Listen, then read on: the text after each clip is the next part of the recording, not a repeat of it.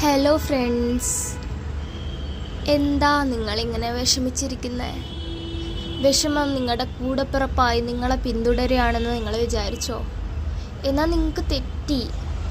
At last ആ വിഷമം സന്തോഷമായി മാറുന്നൊരു പോയിൻ്റ് ഉണ്ട്.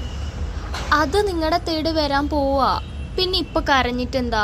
ഇപ്പോൾ കരഞ്ഞ വല്ല ഹെൽത്ത് പ്രോബ്ലംസും ഹെൽത്ത് ഇഷ്യൂസും ഉണ്ടാക്കി വെച്ചാൽ ആ സന്തോഷം വരുന്ന സമയം നിങ്ങൾക്ക് ആ സന്തോഷം അത്രത്തോളം എൻജോയ് ചെയ്യാൻ പറ്റുമോ? ഇല്ല, പറ്റില്ല. അതുകൊണ്ട് ആ കണ്ണീരൊക്കെ തുടക്ക്.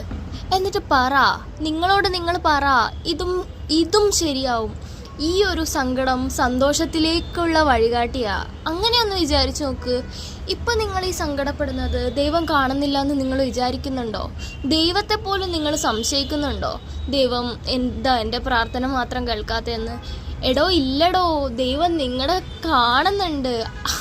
ദൈവം നിങ്ങളെ പ്രാർത്ഥന കേൾക്കുന്നുണ്ട്. ദൈവം നിങ്ങളോട് ചിരിക്കുന്നുണ്ട്. പക്ഷെ നിങ്ങൾക്കത് മനസ്സിലാവാഞ്ഞിട്ടാണ്.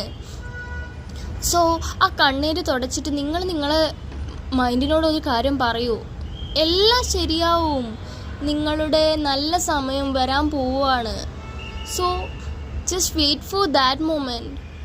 ഇപ്പോൾ കരഞ്ഞിരിക്കാതെ ആ കണ്ണീരൊക്കെ തുടച്ച് ഒന്ന് നിങ്ങളോട് തന്നെ നിങ്ങളുടെ ആ കവിള് ചേർത്ത് പിടിച്ച് പറ, ആരില്ലെങ്കിലും നിനക്ക് ഞാനുണ്ട്.